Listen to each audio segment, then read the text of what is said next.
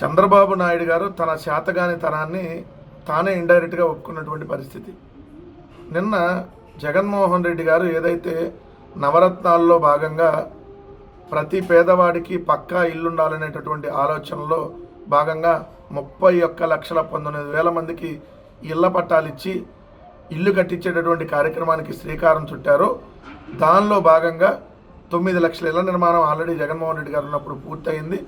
మిగిలిన ఇల్లు ఏదైతే కొన్ని పునాదుల దశల్లోనో, కొన్ని సగం ఆల్రెడీ పూర్తయినాయో, కొన్ని ఇంకా గృహప్రవేశం చేయాల్సినవి ఉన్నటువంటి ఇల్లు ఏదైతే ఉన్నాయో దానిలో భాగంగా నిన్న ఒక 3 లక్షల ఇళ్ళకి చంద్రబాబు నాయుడు గారు, జగన్మోహన్ రెడ్డి గారు కట్టించినటువంటి 3 లక్షల ఇళ్ళకి చంద్రబాబు నాయుడు గారు ఇల్లు గృహప్రవేశం చేసి వచ్చారు. చేసి ఆయన చేతకంతనాన్ని ఆయన స్టేట్మెంట్లోనే మరోసారి వివరించుకున్నారు. ప్రతి పేదవాడికి సొంత ఇల్లు 2029 నాటికి సమకూర్చడమే ప్రభుత్వ లక్ష్యం. అంటే మీరు అంతకుముందు 3 సార్లు ముఖ్యమంత్రిగా ఉన్నప్పుడు పేదలందరికీ ఇల్లు ఇవ్వలేదనే కదా దానికి అర్థం. కానీ జగన్మోహన్ రెడ్డి గారు అనేటటువంటి ఒక గొప్ప ముఖ్యమంత్రి 5 ఏళ్ల తన పరిపాలనలో 2 ఏళ్ళు కోవిడ్ ఉన్న ఈ రాష్ట్రంలో 31 లక్షల మందికి ఇల్లు లేవని గుర్తించి ఒకేసారి 31,19,000 మందికి ఇల్లు ఇచ్చేటటువంటి కార్యక్రమానికి శ్రీకారం చుడితే ఆ రోజు కోర్టులకు వెళ్ళి వ్యతిరేకించినటువంటి దుర్మార్గమైనటువంటి వ్యక్తివు నువ్వు చంద్రబాబు నాయుడు గారు. అదే అమరావతిలో 50,000 మందికి ఇళ్ల పట్టాలు ఇస్తే ఇల్లు ఇవ్వకూడదు, ఇళ్ల పట్టాలు ఇవ్వకూడదు అని చెప్పి కోర్టులకు వెళ్ళావు నువ్వు. ఇప్పుడు మీరు అధికారంలోకి రాగానే ఆ ఇళ్ల పట్టాలని రద్దు చేసి మళ్ళీ నువ్వు వెనక్కి తీసుకున్నటువంటి నీచమైనటువంటి వ్యక్తివు నువ్వు ఈరోజు మళ్ళీ పేదవాడికి ఇల్లు ఉండాలని చెప్పి స్టేట్మెంట్స్. జగన్మోహన్ రెడ్డి గారు పట్టణ ప్రాంతాల్లో సెంటు, గ్రామీణ ప్రాంతాల్లో సెంటున్నరతో ఏదైతే ఇల్లు కట్టించేటటువంటి కార్యక్రమం చేస్తే సెంటు కంపు కొట్టిద్ది, ఇవి బాత్రూముల్లా కూడా పనికిరావని చెప్పి నువ్వు నిన్న అదే ఇళ్ళకి వెళ్ళి గృహప్రవేశం చేసి వచ్చావే. మరి అదే బాత్రూమ్లని అవహేళన చేసిన అక్కడికే వెళ్ళి నువ్వు గృహప్రవేశం చేసి వచ్చావంటే ఇది దేవుడు రాసిచ్చినటువంటి స్క్రిప్ట్. నిన్న నువ్వు ఏదైతే అన్నమయ్య జిల్లా వెళ్ళావు, ఆ అన్నమయ్య జిల్లా వెళ్ళి అక్కడ దేవగుడిపల్లిలో హేమలత అనేటటువంటి ఒక లబ్ధిదారుని ఏదో హేమలత అనేటువంటి ఒక మహిళకు సంబంధించినటువంటి ఇల్లుది. అలానే ఇంకొకళ్ళు ఎవరైతే ముంతాజ్ అనుకున్నా, ఆ షేక్ ముంతాజ్ బేగం, వాళ్ళిద్దరి దగ్గరికి వెళ్ళి నువ్వు గృహప్రవేశం చేసి వచ్చావు కదా. అసలు ఆ ఇల్లు ఎవరు కట్టించారు, ఎప్పుడు కట్టించారు? అవి జగన్మోహన్ రెడ్డి గారు ఉన్నప్పుడు, జగన్మోహన్ రెడ్డి గారు ముఖ్యమంత్రిగా ఉన్నప్పుడు ఏదైతే 2021-22లో ముంతాజ్ బేగంకు జగన్ ప్రభుత్వం మంజూరు చేసినటువంటి ఇంటికి సంబంధించినటువంటి ఆధారం. అక్కడ ఇల్లు నిర్మించదైతే ఇల్లు నిర్మాణం అయితే ఇప్పుడు నువ్వు దానికి వెళ్ళి గృహప్రవేశం చేసావు. అలానే ఎవరైతే నువ్వు ఉన్న హేమలతకు సంబంధించినటువంటిది అన్నమయ్య జిల్లాలో దేవగుడి మండలంలో 2021-22లో జగన్ ప్రభుత్వం హేమలతకు మంజూరు చేసినటువంటి ఇంటి ధృవపత్రం. నా పేరు ఫాతిమా, ఇంకొక ఆమె ఇదిగో నాకు వైఎస్ఆర్సీపీ ప్రభుత్వంలో వచ్చినటువంటి ఇంటి పట్టా అని చెప్పి చూపిస్తున్నాను. ఇంకొక ఆమె అనంతపురం జిల్లాలో కాలనీలో. మొత్తం ఈరోజు సాక్షిలో ఎక్కడెక్కడ అనేది ఫొటోస్తో సహా వేయటం జరిగింది.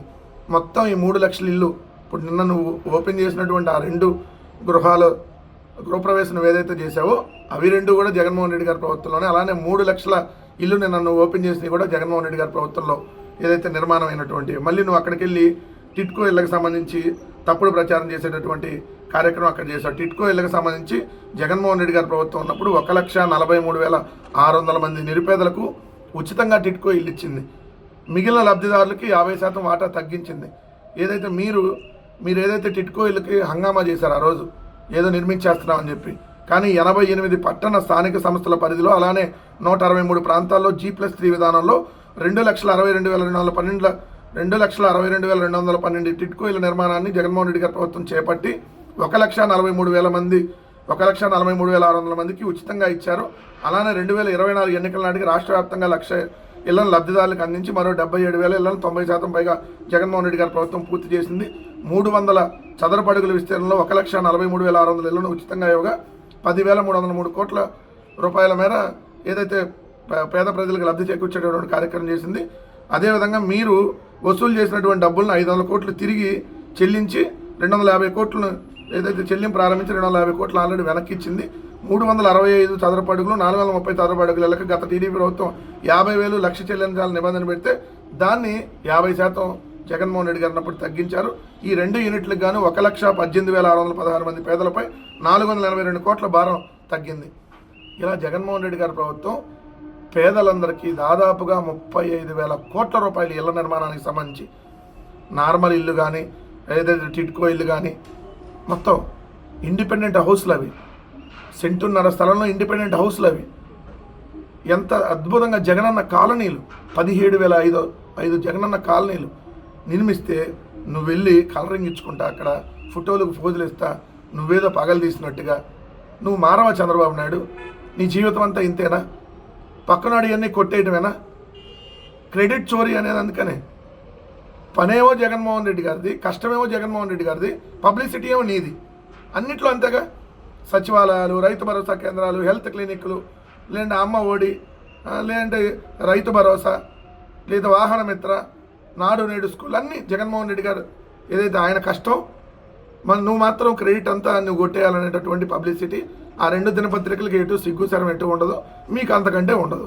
వీళ్ళు చెప్పేటటువంటి స్టేట్మెంట్లకి చేసేటటువంటి పనులకి అస్సలు పొంతన ఉండదు. ఇక్కడ చూడండి, గ్లోబల్ ట్రేడ్ గేట్వేగా విశాఖ 410 MOUలు ఆల్రెడీ కుదిరినాయి అంట. 9.76 లక్షల కోట్ల పెట్టుబడులు రేపు సదస్సులో వచ్చేస్తున్నాయండి. మరి సదస్సులోకి వచ్చినాక MOUలు కుదుర్చుకుంటారా? మరి వీళ్ళకి ముందే చెప్పేశారండి నేను వచ్చేస్తున్నాయి అని చెప్పి. ఫిక్స్డ్ అనమాట, ఫిక్స్డ్ ప్రోగ్రామ్. రోజుకి వీళ్ళు క్యాబినెట్ మీటింగ్ పెట్టినప్పుడల్లా 1,00,000 కోట్లు పెట్టుబడి. ఇప్పుడు సబ్మిట్ పెడుతున్నారు కాబట్టి 10 లక్షల కోట్లు పెట్టుబడి. మరి రౌండ్ ఫిగర్ 10 లక్షలు పెడితే బాగుండదు కాబట్టి 9,76,248 కోట్లు అంటే దాదాపు 10 లక్షలు 410 ప్రాజెక్టులు వచ్చేస్తున్నాయంట. దీని ద్వారా 7,48,427 మందికి ఉద్యోగాలు వచ్చేస్తాయంట. ఇది రియల్ ఎస్టేట్ కంపెనీలకు భూములను దోచిపెట్టేటువంటి కార్యక్రమాలు చేస్తుంది. ఇప్పటి వరకు ఒక కంపెనీ వచ్చింది లేదు. జగన్మోహన్ రెడ్డి గారు అధికారంలో ఉన్నప్పుడు ఒకే సమ్మిట్లో విశాఖపట్నంలో టాటా, బిర్లా, బజూంకా, ఏదైతే ఎకోమా, అపోలో, అదానీ, అంబానీ, ఇలా అందరినీ ఒకే దిగ్గజాలందరినీ ఒకే వేదిక మీద తీసుకొని వచ్చి 13 లక్షల కోట్ల రూపాయల MOUలు కుదిరితే దాంట్లో 3.5 లక్షలు జగన్ గారు ఉన్నప్పుడే గ్రౌండ్ అయితే మిగిలిన ఇప్పుడు గ్రౌండ్ అవుతూ ఉంటే వీళ్ళు ఆ రోజు చేసినటువంటి దుష్ప్రచారం మామూలు దుష్ప్రచారం కాదు. అదే NTPC జగన్ గారు ఉన్నప్పుడు తీసుకొచ్చింది, రెన్యూ ఎనర్జీ జగన్మోహన్ రెడ్డి గారు ఉన్నప్పుడు తీసుకొని వచ్చింది, గ్రీన్కో జగన్మోహన్ రెడ్డి గారు ఉన్నప్పుడు వచ్చింది. ఇలా పెద్ద పెద్ద కంపెనీలన్నీ వస్తే ఆ రోజు వీళ్ళు చేసినటువంటి దుష్ప్రచారం. ఈ రోజు ఏమో ఇప్పటి వరకు ఒకటి వచ్చింది లేదు, ఈ పాటికే 10 లక్షల కోట్లు వచ్చేసినాయి, మళ్ళీ ఇంకో 10 లక్షల కోట్లు రాబోతున్నాయి, ఇప్పటికో 10 లక్షల మందికి ఉద్యోగాలు వచ్చేసారు, మళ్ళీ ఇంకో 10 లక్షల మందికి ఉద్యోగాలు రాబోతున్నాయి. ఈ ఓదరు కొట్టే ప్రచారం తప్ప ఇక్కడ ఏమీ లేదు. రాష్ట్రంలో అంటే నమో అంటే నాయుడు మోదీ అని అందరూ అంటున్నారంట. నమో అంటే మామూలు ఆకాశానికి ఎత్తట్లా మోడీ గారిని. మీరు మొన్నటిదాకా మోడీ గారిని బండబూతులు తిట్టారు, ఇప్పుడే మోడీ అంత గొప్పవాళ్ళు లేడని పొగడతలు, అబ్బని మించి కొడుకు పొగడతలు. ఇక్కడ చూడండి, ఆల్రెడీ ఇప్పుడు $120 బిలియన్ పెట్టుబడులు ఇప్పటికి వచ్చేసినాయి అంట. ఇంకా $120 బిలియన్ ఇంకా రాబోతున్నాయంట. 7.5 లక్షల ఉద్యోగాల కల్పన జరగబోతుందంట. ఇప్పటివరకు ప్రత్యేకంగా 2 లక్షల మందికి ఉద్యోగాలు కల్పించేశారంట. ఏ ఉద్యోగం ఎక్కడిచ్చారు చెప్పండి, లిస్టు చెప్పండి. ఏ కంపెనీ, ఎప్పుడు ప్రారంభమైంది, ఎప్పుడు ల్యాండ్ అలొకేషన్ చేశారు, ఎప్పుడు మీరు ఉద్యోగాలు ఇచ్చారు, వాళ్ళకి ఎవరెవరికి ఏం ఉద్యోగాలు ఇచ్చారో ఒకసారి చెప్పండి. ఎన్ని తప్పుడు ప్రచారం. ప్రభుత్వం మారితే ఎలా అన్న ప్రశ్నలు తలెత్తట్లేదండి. ఇప్పుడు మొన్నటిదాకా అడిగేవాళ్ళంట, ఇప్పుడు శాశ్వతంగా ఈవీఎంలు మేనేజ్ చేస్తారని అడుగుతున్నారంట.